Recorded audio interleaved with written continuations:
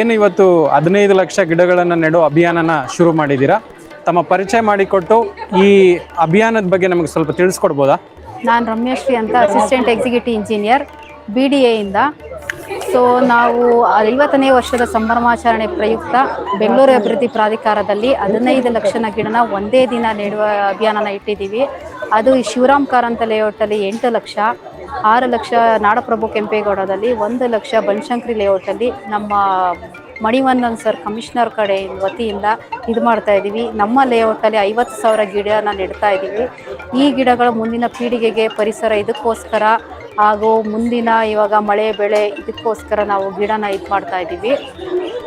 So forest department ಇದ್ದಾರೆ, police department ಇದ್ದಾರೆ, ನಮ್ಮ BDA ಸ್ಟಾಫ್ಸ್ ಇದ್ದೀವಿ, NGOs ಇದ್ದಾರೆ ಕಮ್ಯುನಿಟಿಯಿಂದ, ದೆನ್ ವಾಲಂಟಿಯರ್ಸ್ ಬಂದಿದ್ದಾರೆ. ಎಲ್ಲರನ್ನೂ ಇದು ಮಾಡ್ಕೊಂಡು ಇಲ್ಲಿ 2,500 ಜನ ಇದ್ದಾರೆ ನಮ್ಮ ಲೇಔಟಲ್ಲಿ. ಝೋನ್ 3 ಇಂದ ವೀರ್ ಸಾಗರ ಹಾಗೂ ದೊಡ್ಡ ಕಲ್ಸಂದ ಅಂತ. ಸೊ ಇಲ್ಲಿಂದ ನಾವು ಗಿಡ ನೆಟ್ಟು ಇದು ಮಾಡ್ತಾ ಇದ್ದೀವಿ. ಮೇಡಮ್, ಇವಾಗ ನೀವು 15 ಲಕ್ಷ ಸಸಿ ಅಂತ ಹೇಳಿದ್ರಿ. 15 ಲಕ್ಷ ಸಸಿ ಬಂದ್ಬಿಟ್ಟು 3 ಸ್ಥಳಗಳಲ್ಲಿ ಇದು ಮಾಡ್ತಾ ಇದ್ದೀರಾ? 3 ಸ್ಥಳಗಳಲ್ಲಿ. ಯಾವ್ದು ಕಾರಂತ ಬಡಾವಣೆ, ಇವಾಗ ನಾವಿರೋದು ಶಿವರಾಮ್ ಕಾರಂತ ಬಡಾವಣೆಯಲ್ಲಿ ಇದೀರಿ. ಸೆಕ್ಟರ್ 3 ನಲ್ಲಿ ಇದೀವಿ. ಸೆಕ್ಟರ್ 3 ನಲ್ಲಿ.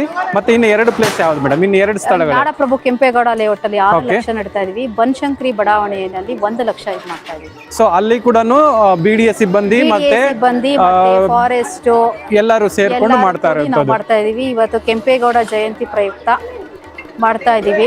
ನಾಡಪ್ರಭು ಕೆಂಪೇಗೌಡದಲ್ವೇ MER ಎಲ್ಲ ಓಪನಿಂಗ್ ಇದೆ ಇವತ್ತು, ಅದನ್ನು ಮಾಡ್ತಾ ಇದೀವಿ. Thank you madam. ಮೇಡಮ್, ಇವಾಗ ಈ ಶಿವರಾಮ್ ಕಾರಂತ್ ಲೇಔಟ್ ಅಲ್ಲಿ ನಾವು ಏನು ಸಸಿಗಳನ್ನ ನಡೀತಾ ಇದ್ದೀರಲ್ವಾ, ಎಷ್ಟು ಸಸಿಗಳನ್ನ ನೆಡ್ತಾ ಇದ್ದೀರಿ ಮೇಡಮ್? ಶಿವರಾಮ್ ಕಾರಂತ್ ಬಡಾವಣೆಯಲ್ಲಿ 8 ಲಕ್ಷ ಸಸಿಗಳನ್ನ ನೆಡ್ತಾ ಇದ್ದೀವಿ. 8 ಲಕ್ಷ ನೆಡ್ತಾ ಇದ್ದೀವಿ. ಸೊ ಈ ಹೊತ್ತಿಗೆ ಅಂದ್ರೆ ಈ ಸಮಯಕ್ಕೆ ಎಷ್ಟು ಸಸಿಗಳನ್ನು ನೆಟ್ಟಿರ್ಬೋದು ಅಂದಾಜಿಗೆ? ಸುಮ್ಮನೆ ಅಂದಾಜಿಗೆ ಒಂದು 6,000 ಸಸಿಗಳು. 6,000 ನಮ್ಮ ಇದರಿಂದ ಸೆಕ್ಟರ್ 3 ಇಂದ 6,000 ಗಿಡಗಳನ್ನ ನಾವು ನೆಟ್ಟಿದ್ದೀವಿ. ಆಲ್ರೆಡಿ ಇವಾಗ ಲೇಬರ್ಸ್ ಡಿಪಾರ್ಟ್ಮೆಂಟ್ ಇಂದಾನು ಬಂದಿದ್ದಾರೆ. ಓಕೆ, ಭೂಮಿಗೆ ಹಾಕಿದ್ದೀರಾ ಇವಾಗ? ಎಲ್ಲ ಅಗದಿದೀವಿ, ಎಲ್ಲ ರೆಡಿ ಮಾಡ್ತಾ ಇದ್ದಾರೆ. ಇವರು ಕಾಲೇಜಸ್ ಇಂದ ಬಂದಿದ್ದಾರೆ, ದೆನ್ ಪ್ರೈವೇಟ್ ಸೆಕ್ಟರ್ಸ್ ಇಂದ ಬಂದಿದ್ದಾರೆ. ಎಲ್ಲರೂ ಕೂಡಿ, ಆಮೇಲೆ NGOs ಇದ್ದಾರೆ, ಎಲ್ಲರೂ ಕೂಡಿ ನಾವು ಮಾಡ್ತಾ ಇದ್ದೀವಿ. Thank you madam. ಮೇಡಮ್, ಇವಾಗ ಎಷ್ಟು ಜನ ಬಂದಿರ್ಬೋದು ಮೇಡಮ್ ಇಲ್ಲಿ ಶಿವರಾಮ್ ಕಾರಂತ್ ಲೇಔಟ್ಗೆ? ಶಿವರಾಮ್ ಕಾರಂತ್ ನಮ್ಮ ಸೆಕ್ಟರ್ ಅಲ್ಲಿ 2,500 ಇಂದ 3,000 ಜನ ಇದ್ದಾರೆ. ಸೊ ಎಲ್ಲ ವಾಲಂಟಿಯರ್ಸ್ ಬಂದಿದ್ದಾರೆ? ಎಲ್ಲ ವಾಲಂಟಿಯರ್ಸ್, ಪ್ರೈವೇಟ್ ಸೆಕ್ಟರ್ಸ್, ಸ್ಕೂಲ್ಸ್ ಇಂದ ಬಂದಿದ್ದಾರೆ, ದೆನ್ NGOs ಇದ್ದಾರೆ, ಆಮೇಲೆ ಇದರಿಂದ ಬಂದಿದ್ದಾರೆ, ಫಾರೆಸ್ಟ್ ಡಿಪಾರ್ಟ್ಮೆಂಟ್ ಎಲ್ಲ ಕಡೆಯಿಂದ ಬಂದಿದ್ದಾರೆ. ಮೇಡಮ್, ಇವಾಗ ಅಭಿಯಾನ ಎಷ್ಟು ಗಂಟೆಗೆ ಶುರು ಆಯ್ತು? ಅಭಿಯಾನ 7 ಗಂಟೆಗೆ ಅಂತ ಹೇಳಿದ್ವಿ. ಬಟ್ ಲೇಬರ್ಸ್ ಡಿಪಾರ್ಟ್ಮೆಂಟ್ ಇಂದ ಲೇಬರ್ಸು ಸ್ವಲ್ಪ ಎಲ್ಲ ಬರೋದು ಡಿಲೇ ಆಗಿರೋದ್ರಿಂದ ನಾವು 7:30ಗೆ ಸ್ಟಾರ್ಟ್ ಆಯ್ತು. ಓಕೆ. ಸೊ ಎಲ್ಲಿವರೆಗೂ ಇರುತ್ತೆ? ಸಾಯಂಕಾಲ ಎಷ್ಟು ಹೊತ್ತವರೆಗೂ? ಸಾಯಂಕಾಲ 7 ಗಂಟೆವರೆಗೂ ನಾವು ಮಾಡ್ತೀವಿ. ಸೊ ಅಂದ್ರೆ ಬೆಳಗಿನ ಜಾವ 7 ಗಂಟೆಯಿಂದ ಸಂಜೆ 7 ಗಂಟೆವರೆಗೂ ಒಂದು ಶೆಡ್ಯೂಲ್ ಅನ್ನ ಮಾಡ್ಕೊಂಡಿದ್ದೀರಾ.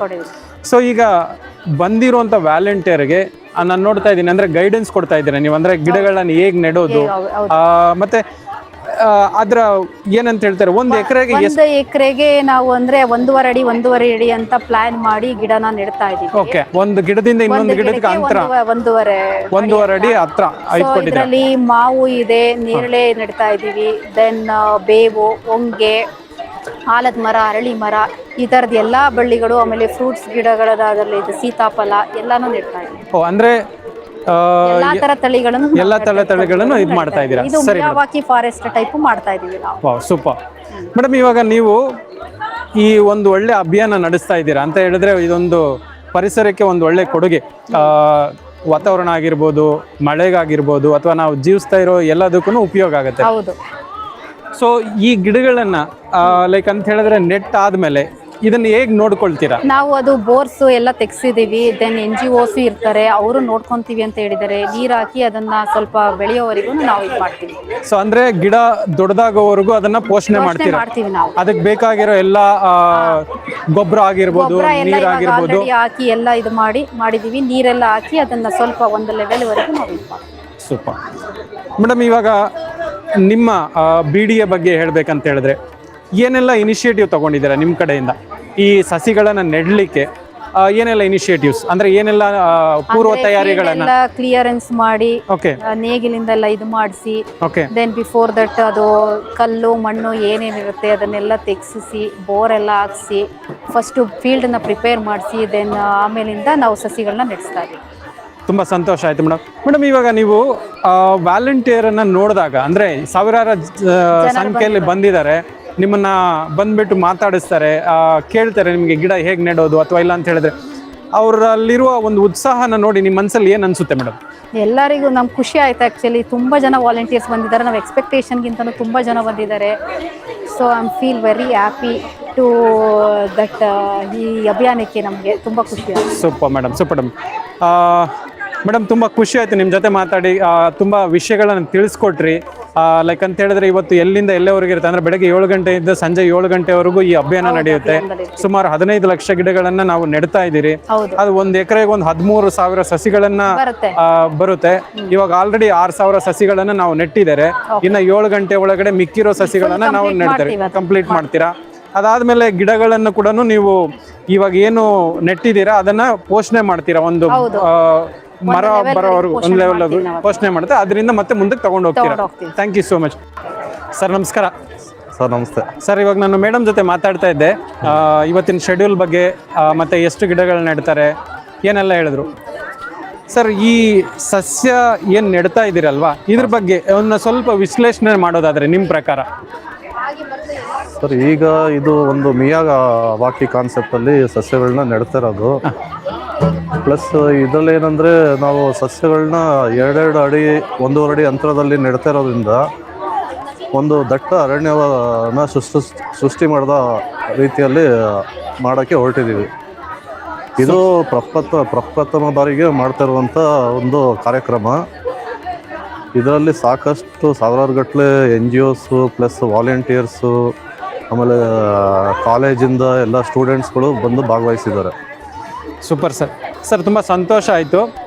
ಸರ್, ನಾವು ಹೋಗೋಣವಾ? ಹೇಗೆ ಲೈಕ್ ಅಂದರೆ ಗಿಡ ಹೇಗೆ ನೆಟ್ಟಿದ್ದಾರೆ ಮತ್ತು ಅಲ್ಲಿ ಏನು ಇದಾಗಿದೆ ಅಂತ ನೋಡಿಕೊಂಡು ಮಾತಾಡ್ಸೋಣವಾ? ಆಯ್ತು, ಸರಿ ಸರ್, ಬನ್ನಿ ಸರ್ ಹೋಗೋಣ. ಸರ್, ಇವಾಗ ನಾವು ನೋಡ್ತಾ ಇದ್ದೀರಿ ವ್ಯಾಲಂಟಿಯರ್ಸ್ ಎಲ್ಲ ತುಂಬ ಅದ್ಭುತವಾಗಿ ಗಿಡಗಳನ್ನ ನೆಟ್ಟು ಮತ್ತೆ ಬರ್ತಿದ್ದಾರೆ ಗಿಡಗಳನ್ನ ತಗೊಂಡು ಹೋಗ್ಲಿಕ್ಕೆ. ಹೌದು. ಸೊ ಈ ಸಮೂಹ ನೋಡಿದಾಗ ನಿಮ್ಗೆ ಏನು ಅನಿಸುತ್ತೆ ಸರ್? ಎಲ್ಲರೂ ಈ ಸಸಿ ನೆಡೋ ಕಾರ್ಯಕ್ರಮದಲ್ಲಿ ಸಾಕಷ್ಟು ಖುಷಿಯಿಂದ ಭಾಗವಹಿಸಿದ್ದಾರೆ. ಓಕೆ. ಅವ್ರಿಗೂ ಒಂದು ಸಂತೃಪ್ತಿ ಇದೆ ಈ ಕಾರ್ಯಕ್ರಮದಲ್ಲಿ ಭಾಗವಹಿಸಿರೋದಕ್ಕೆ. ಅದು ಅವರ ಮುಖದಲ್ಲೇ ನೋಡಿದ್ರೆ ಕಾಣುತ್ತೆ. ತುಂಬಾ ಉತ್ಸುಕರಾಗಿ ಬಂದಿದ್ದಾರೆ ಎಲ್ಲರೂ. ಹೌದು. ಸೊ ಸರ್, ಅಂದ್ರೆ ಈಗ ತಳಿಗಳಲ್ಲಿ ಈಗ ಮೇಡಮ್ ಹೇಳ್ತಾ ಇದ್ರು ಹಣ್ಣು ಮತ್ತೆ ಈ ಬೇರೆ ಬೇರೆ ಅಂದ್ರೆ ಕಾಡು ಮರಗಳನ್ನೆಲ್ಲ ನೆಟ್ಟಿದ್ದೀರಲ್ಲ. ಹೌದು. ಸೊ ಇದು ಎಲ್ಲವರೆಗೂ ಪೋಷಣೆ ಮಾಡ್ಬೇಕು ನಾವು, ಅಂದ್ರೆ ಲೈಕ್ ಸಸಿ ಎಷ್ಟಿದಾಗೋವರೆಗೂ ಮಾಡಬೇಕು?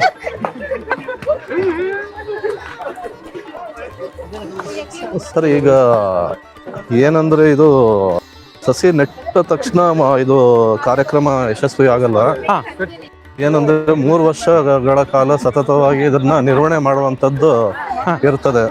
ಅದಕ್ಕೆ ಅಂತ ನಾವು BDA ವತಿಯಿಂದ ಕೊಳವೆ ಬಾವಿಯನ್ನು ಕೊರೆಸಿದ್ದೀವಿ. ಪ್ಲಸ್ ಈ ಸಸಿಗಳನ್ನ ನೆಡಬೇಕಾದ್ರೆ ಮಧ್ಯದಲ್ಲಿ 4 ಅಡಿ ಅಂತರದ ಪಾತ್ವೆನೂ ಮಾಡಿದ್ದೀವಿ. ಮುಂದೆ ನಿರ್ವಹಣೆ ಮಾಡೋದಕ್ಕೆ ಅಂತ ಈ ಪಾತ್ವೆನೂ ಬಿಟ್ಟಿದ್ದೀವಿ ಮಧ್ಯದಲ್ಲಿ. ಅಂದ್ರೆ ಲೈಕ್ ಈಗ ನಾವು ಗಿಡ ನೆಟ್ಟಾದ್ಮೇಲೆ ಅದಕ್ಕೆ ಪೋಷಣೆ ಮಾಡ್ಬೇಕು ಅಥವಾ ಏನಾದ್ರೂ ಅದು ಆರೈಕೆ ಮಾಡ್ಬೇಕು ಅಥವಾ ಕಳೆ ತೆಗಿಬೇಕು ಅಂತ ಹೇಳಿದಾಗ ಈ ಜಾಗದಲ್ಲಿ ನಾವು ಹೋಗ್ಬೋದು. ಹೌದು, ಹೋಗ್ಬೋದು. ಓಕೆ ಸರ್, ಈಗ ಗಿಡ ಹೇಳಿ. ಗಿಡ ನೆಟ್ಟಿದ್ದೀರಾ ಇವಾಗ ಆಲ್ರೆಡಿ, ಸೊ ಇದಕ್ಕೆ ಸ್ಪೇಸು ಕೊಟ್ಟಿದ್ದೀರಾ. ಹೌದು. ಇದನ್ನ ಯಾರು ನೋಡ್ಕೊಳ್ತಾರೆ ಸರ್ ಇದು ಮುಂದಕ್ಕೆ? ಇದು ಸ್ಥಳೀಯ NGO ಸಂಸ್ಥೆ ಯಾರು ಅವರು ನಿಯೋಜಿಸಲಾಗಿದೆ, ಅವರು ಇದರ ನಿರ್ವಹಣೆ 3 ವರ್ಷಕ್ಕೆ ಮಾಡ್ತಾ ಹೋಗ್ತಾರೆ. 3 ವರ್ಷ ಇದನ್ನ ಮತ್ತೆ ಅದನ್ನ ನೋಡ್ಕೊಂಡು ಹೋಗ್ತಾರೆ. ಅಂದ್ರೆ ಈ ಏನಂತ ಇಳುವರಿ ಏನು ಅಂತ ಹೇಳ್ತಿರಲ್ಲ ಅದನ್ನ ಮಾಡ್ಕೊಂಡು ಹೋಗ್ತಾರೆ. ಹೌದು, ಹೌದು ಸರ್. ತೋರ್ಜಿ ಆಪ್ಕೋ ನಮಸ್ಕಾರ. ನಮಸ್ಕಾರ, ಎಲ್ಲರಿಗೂ ಶುಭಾಶಯಗಳು. ಎಲ್ಲರಿಗೂ ನಮಸ್ಕಾರ ಸರ್. ನಮಸ್ಕಾರ ಸರ್. ಇವತ್ತಿನ ದಿನ 100 ಸಂಖ್ಯೆಯಲ್ಲಿ ಜನಗಳನ್ನು ಕರ್ಕೊಂಡು ಬಂದಿದ್ದೀರಾ. ಒಂದು ಒಳ್ಳೆಯ ಅಭಿಯಾನ. ನಮ್ಮ ಪರಿಸರವನ್ನು ಪರಿಶುದ್ಧವಾಗಿ ಇಟ್ಕೊಂಡಿರಬೇಕು, ಒಂದು ಒಳ್ಳೆ ಗಾಳಿ ವಾತಾವರಣದಲ್ಲಿ ನಾವು ಇರಬೇಕು, ಮಳೆ ಬೆಳೆ ಆಗಬೇಕು ಅನ್ನೋ ಒಂದು ಉದ್ದೇಶ ಇದು. First of all I would like to convey our sincere thanks to your sir. Thank you. We are from Sim India Project Limited and we are constructing metro project between Nagwara to Tenneri Road. And since 2008 we are associated with development of Bangalore Metro. And recently this initial program for tree plantation initiated by BDA in joint venture with our Labor Department, Karmika Vibhaga. And Karmik Vibhag Inspector and Labor Commissioner motivated us. They invited us, and we are happy that they invited us with our manpower. Our all workers, officers, everybody has taken part in this good cause, because we are different. We came here in Bangalore from different part of country. देश के विभिन्न हिस्सों से हैं, कोई बंगाल से, कोई राजस्थान से, यूपी, बिहार से. हम इस मिट्टी में रह रहे हैं, बेंगलोर की धरती में रह रहे हैं. बेंगलोर की धरती के हमें भी एक कर्ज चुकाना है. हम इसके विकास में तो योगदान दे रहे हैं, लेकिन आज ये जो वृक्षारोपण का महायज्ञ चल रहा है, हमारे सभी कर्मचारी इसमें पूर्णाहुति दे रहे हैं जजमान बन के. अब जब भी निर्माण कार्य करते हैं, कुछ हमारे से कुछ पेड़, कुछ इस तरह के जो प्राणी होते हैं वो हमसे नष्ट हो जाते हैं.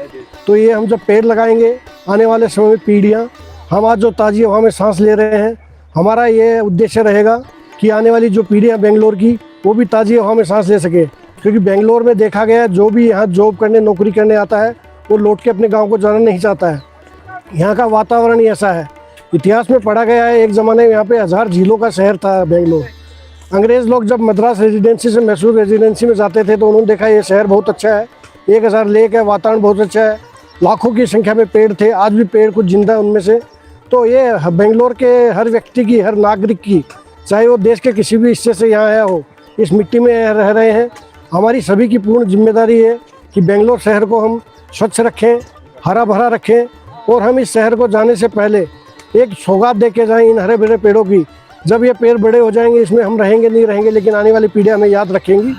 यही हमारी सद्भावना है. और ये जो महायज्ञ चल रहा है, हमारे जो यशस्वी मुख्यमंत्री Shri DK Shiv Kumar ji, labour department, labour ministry, forest department, इन सब के सहयोग से, BDA के सहयोग से, तो हम बहुत सौभाग्यशाली हैं कि इस महायज्ञ में हम भाग ले रहे हैं. आपका भी बहुत बहुत धन्यवाद. कर्नाटक सरकार का भी बहुत बहुत धन्यवाद. हमारे BMRCL का भी बहुत बहुत धन्यवाद कि उन्होंने मोटिवेट किया. हमारे कार्मिक विभाग का भी बहुत बहुत धन्यवाद जिन्होंने हमें यहाँ इन्वाइट किया. Thank you very much. ಧನ್ಯವಾದ ಸರ್. ತುಂಬ ಅದ್ಭುತವಾಗಿ ಹೇಳಿದ್ರಿ. ಮನುಷ್ಯನಿಗೆ ಏನಿರಬೇಕು, ನೀವು ಎಲ್ಲಿದ್ದೀರಾ, ಆ ನೀರು, ಆ ಮಣ್ಣು, ಆ ವಾತಾವರಣನ ಹೇಗೆ ಉಳಿಸ್ಕೋಬೇಕು, ನಮಗೇನು ಕೊಡುಗೆ ಕೊಟ್ಟಿದೆ, ನಾವೇನು ಕೊಡುಗೆ ಕೊಡಬೇಕು, ಬರೀ ನಾಶ ಮಾಡೋದ್ರಲ್ಲೇ ನಾವು ಮುಂದುವರಿಬಾರ್ದು.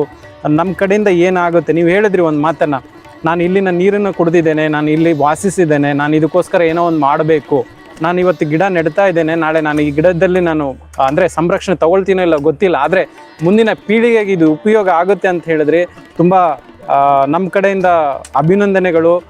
ಈ ಮನೋಭಾವ ಪ್ರತಿಯೊಬ್ಬ ಮನುಷ್ಯನಲ್ಲಿ ಬಂದರೆ ಆ ಲೊಕಾಲಿಟಿ ಅಥವಾ ಏನಂತ ಹೇಳ್ತಾರೆ, ಆ ಪ್ರದೇಶಕ್ಕೆ ತಕ್ಕಂತೆ ಎಲ್ಲಿ ತಾವು ಇರ್ತಾರೋ ಅದನ್ನು ಪ್ರೀತಿಸಬೇಕು. ಅದನ್ನು ಪ್ರೀತಿಸಿದ್ರೆ ನಮಗೂ ಒಂದು ಒಳ್ಳೆ ಜೀವನ ಸಿಗುತ್ತೆ, ಒಂದು ಒಳ್ಳೆ ಪರಿವಾರ ಸಿಗುತ್ತೆ, ಒಂದು ಒಳ್ಳೆ ಪರಿಸರ ಸಿಗುತ್ತೆ. ನಾವು ಬ್ರಿಟಿಷರಿಂದ ಕಲ್ತ್ಕೊಂಡಿದ್ದು, ನೀವು ಹೇಳಿದಾಗೆ ಬ್ರಿಟಿಷರು ಆವಾಗ ಇಲ್ಲಿ ಬಂದಾಗ ಇಲ್ಲಿನ ಸಂಪತ್ತನ್ನು ನೋಡಿ, ಇಲ್ಲಿರುವ ಒಂದು ಕಲ್ಚರನ್ನು ನೋಡಿ ಅವರು ಈಗಲೂ ಕೂಡ ನಮ್ಮನ್ನು ನೋಡಿದ್ರೆ ಅಸೂಯೆ ಪಟ್ಕೊಳ್ತಾರೆ. ಯಾಕಂತ ಹೇಳಿದ್ರೆ ನಮ್ಮದು ಅಷ್ಟು ಅದ್ಭುತವಾದ ಸಂಸ್ಕೃತಿ. ನಮ್ಮ ಸಂಸ್ಕೃತಿ ಎಲ್ಲಿಗೋದ್ರೂ ಒಂದು ಪ್ರಸಿದ್ಧಿ. ನಮ್ಮಲ್ಲಿರುವ ಪ್ರೀತಿ ಆಗಿರ್ಬೋದು, ವಾತ್ಸಲ್ಯ ಆಗಿರ್ಬೋದು, ಪ್ರತಿಯೊಂದನ್ನು ತುಂಬ ನಿಮ್ಮ ಅನುಭವಕ್ಕೆ ಸರಿಯಾಗಿ ನೀವು ಮಾತಾಡಿದ್ದೀರಾ. ನಮ್ಮ ಕಡೆಯಿಂದ ಹೃತ್ಪೂರ್ವಕ ಧನ್ಯವಾದಗಳು ಸರ್. ಕೊನೆಯದಾಗಿ ಈಗಿನ ಪೀಳಿಗೆಗೆ, ಈಗ ನಾವು ಈಗಿನ ಪೀಳಿಗೆ ಹೇಗಿದೆ ಅಂತ ಹೇಳಿದ್ರೆ, ಅಭಿ ಜೋ ಪೀಳಿಗೆ ಏನೋ ಮತ್ಲಬ್ they want to spend some time for themselves, going to movie or and go somewhere out and play some video games, just engage with the technology. In spite of that, for them, how do you motivate them? What message you want to give them? I would like to motivate them that they should also take part in such events. If you see here, we all are about 30 years age. So our new generation, those who are staying in Bangalore, Gen Z, yes. Gen Next, many people are telling that they are going beyond their limits. They are coming, they are staying at PG house. They are studying in colleges. They are a very good educational environment in Bangalore. So their parents send here them to get some literature, to literate and to build their career here. So building with the career, instead of going here and there, if one person can plant one tree in Bangalore, there is lakhs of tree we can motivate and we can plant in 3 years. And you can see now we are facing hearing that this year there may be super El Nino will come. If more tree in Bangalore, then more rain will be here. And rain is the essence of Bangalore. The environment, weather condition, cleanness and behavior of Bangalore people is the main essence of Bangalore and Karnataka. This is our main objective here. Super. This is our observation. Thank you very much. Jai Karnataka, Jai Bharat Mata. Jai Karnataka sir, ಜೈ ಭಾರತ್ ಮಾತೆ sir. ತುಂಬ ಅದ್ಭುತವಾಗಿ ಹೇಳಿದ್ದೀರಾ. ನಮ್ಮ ನೆಲ, ನಮ್ಮ ಜಲ, ನಮ್ಮ ಪ್ರಾಣ ಇರಲಿ. ಥ್ಯಾಂಕ್ ಯು ಸೋ ಮಚ್ ಎಲ್ಲರಿಗೂ once again. Thank you sir. Hi sir, कैसे हैं आप सब लोग? अच्छा है सर. आज आप ये जो सैपलिंग करने के लिए आए हैं ना, कैसा लग रहा है आपको? बहुत अच्छा लग रहा है. मतलब जब भी आप सैपलिंग कर रहे हैं, मतलब किधर किधर से आए आपने? हम लोग बेंगलोर से वो व्हाइटफील्ड से आया है. व्हाइटफील्ड से आए हैं. हाँ. बहुत दूर से आए हैं. हाँ. मतलब जब भी पेड़ डाल रहा है ना, उसका मतलब क्या क्या बोलते हैं वो, आपका अनुभव कैसा है? अनुभव तो अच्छा है. पेड़ लगाना बहुत ज़रूरी है क्योंकि ऑक्सीजन चाहिए, इसीलिए पेड़ लगाना का जरूरत है. ठीक है. कितना पे आपने सैम्पलिंग डाला है अभी तक? अभी तक हम लोग 150 हो गया. 150 हो गया. सुपर. सभी एक ही गांव से आए, मतलब व्हाइटफील्ड से पूरा? हाँ पूरा. हमारा 9 आदमी है. हाँ, व्हाइटफील्ड से आया. 9 आदमी पूरा व्हाइटफील्ड से आए. व्हाइटफील्ड से. अच्छा लग रहा है आपको? अच्छा है. Thank you. जो इस ड्राइव को आया ना, इसीलिए आपको बहुत धन्यवाद है. हाँ, क्या कर रहे हैं अभी आप? ये पेड़ लगा रहा हूँ सर. पेड़ लगा रहे हैं. ಅಲ್ಲಿ ಪುನೀತ್ फीट ಪುನೀತ್ ಫೋನ್ ಮಾಡಿದ್ರು ನಿಮಗೆ. ಅವ್ರು ಫೋನ್ ಮಾಡಿ, ಪುನೀತ್ ಅಲ್ಲೇ ಇದ್ದಾರೆ. उसके बाद में क्या डालते हैं उस पे? और उसके लिए एक खाद टाइप का आता है, हाँ. वो डालते हैं, फिर ये पेड़ लगा डालते हैं, ओके. फिर मिट्टी से ढक देते हैं. हाँ ठीक है. पानी भी डालते हैं फिर क्या? इसके बाद पानी डालेंगे. दिखा सकते हैं कैसा कर रहे हैं आप?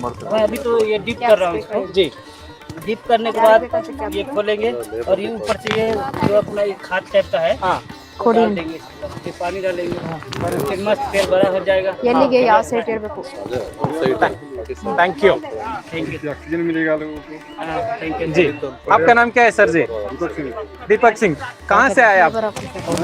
सेम इंडिया कंपनी से आए हैं, यूपी का रहने वाला हूँ. जी. सो कितना पेड़ लगाया अभी तक आपने? हमारी 14 लोगों की टीम है लगभग. जी.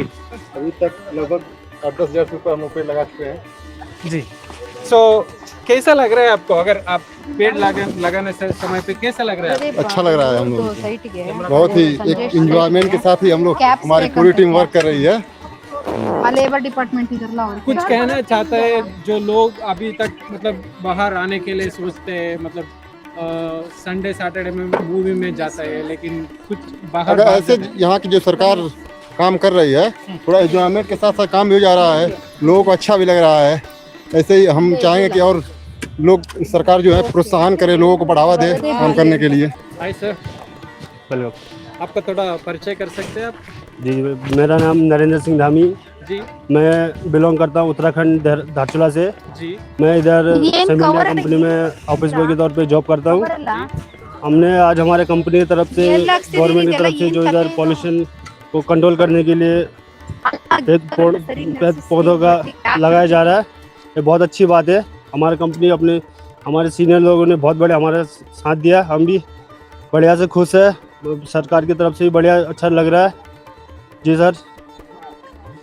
कितना पेड़ लगाया अभी तक आपने? जी सर, अभी तक हमने लगभग 10-15 हज़ार के करीब लगा लिया. हमने 54 आदमी का हमारा टीम है, सेम इंडिया की तरफ से आया है. जी. हमारा 54 टीम 10-12 हज़ार पेड़ के करीब हो चुका है सर. ये जो पेड़ लगाने का इंस्पिरेशन कहाँ मिल रहा है आपको? इनसे पहले सर बहुत बढ़िया सर, क्लाइमेट की गर्मी थोड़ा दूर हो जाए, ಅಲ್ಲ ಪ್ಯಾರಲಲ್ बारिश का बढ़िया बारिश भी होगा सर, क्लाइमेट अच्छा रहेगा तो ಕವರ್ಸ್ बहुत अच्छा है सर. अच्छा लग रहा है. जी, धन्यवाद. Thank you sir. आप ये जो वीकेंड पे आके जो पेड़ लगा रहे हैं ना, इसी के लिए हमारा तरफ से आपको धन्यवाद है.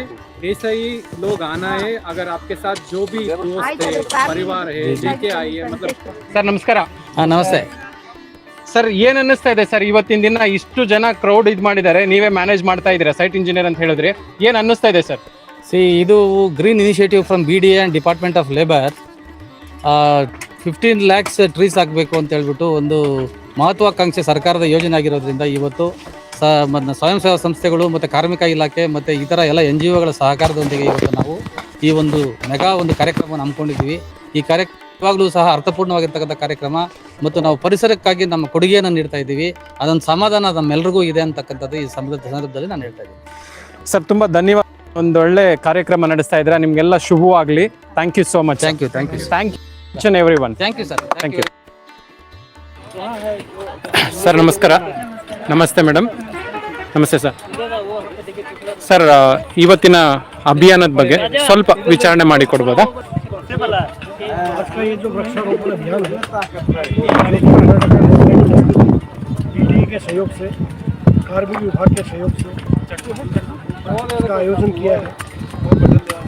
ये बेंगलोर के आने वाले समय में पीछे जो नुकसान हुआ है निर्माण कार्य के दौरान में या पर्यावरणीय नुकसान के कारण पेड़ों को काटा गया है, इसकी वजह से लोगों के वातावरण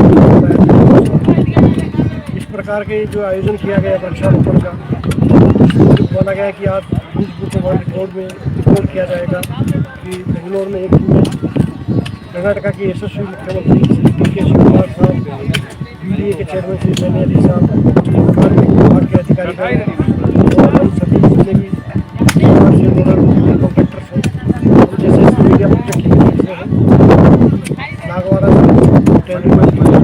भूमिगत मेट्रो का कार्य कर रही है। हम लोग सन 2008 से बेंगलोर मेट्रो के साथ जुड़े हुए हैं।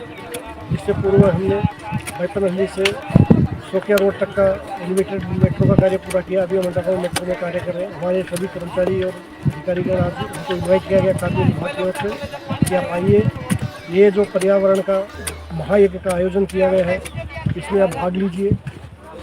हम जो भी यहाँ कंस्ट्रक्शन कंपनियों में या IT कंपनी या जो भी यहाँ के उद्योग धंधे हैं या जो यहाँ की अर्थव्यवस्था को चलाने में योगदान कर रहे हैं, हम अपने परिवार को छोड़ के यहाँ कार्य कर रहे हैं। वो अपने घरों में है, हम यहाँ से कुछ धन अर्जन करके कुछ काम करके अपनी मेहनत से उनको पैसा भेज रहे हैं ताकि हमारे घर का खर्चा चल सके, हमारे माता पिता। लेकिन हमारे घर के साथ साथ हमारा दायित्व है इस शहर के प्रति भी है, इस राज्य के प्रति भी है। कहा जाता है हमारे उत्तर भारत में कि माँ 3 प्रकार की होती है इंसान की। एक माँ होती है जिसकी कोख से वो जन्म लेता है, एक माँ वो होती है जो उसका पालन पोषण करती है या विद्यार्जन कराते हैं, जो हमारे एक शिक्षक होते हैं। एक माँ ये है धरती माता जिसको हम कहते हैं।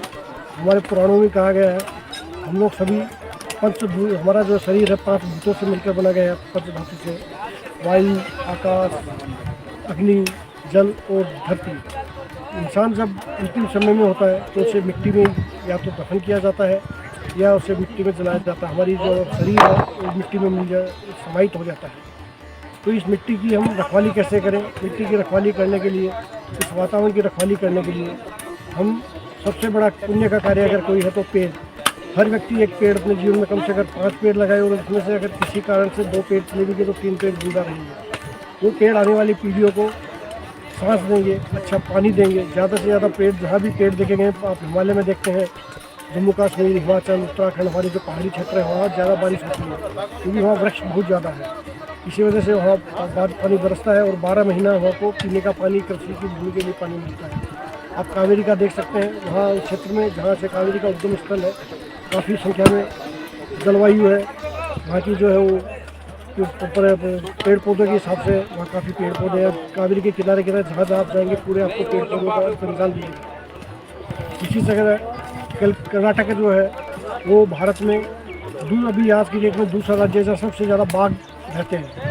प्रथम स्थान पर मध्य प्रदेश, दूसरे स्थान पर कर्नाटक और तीसरे स्थान पर राजस्थान है। सबसे ज़्यादा बाघ है। एक जंगली जीव जंतु तभी सुरक्षित रहेंगे जो हमारे जंगल रहेंगे, और जंगल रहेंगे तो हमारे पेड़ रहेंगे। हमारे पेड़ रहेंगे तो बारिश होगी, हमारे पानी की जो समस्या वो खत्म होगी। ये हमारा इस धरती के कर्ज चुकाने के समान है। ये जो महायज्ञ किया जा रहा है इसमें हमारा प्रत्येक कर्मचारी छोटे से लेकर बड़े तक सभी योगदान दे रहे हैं। और अब भगवान से प्रार्थना करते हैं कि इस साल ये जो अल नीनो की जो व्यवस्था आने वाली है उसका प्रभाव हमारे देश पर ना पड़े, हमारे किसान भी खुशहाल रहें, ज़्यादा से ज़्यादा कृषि की पैदावार हो।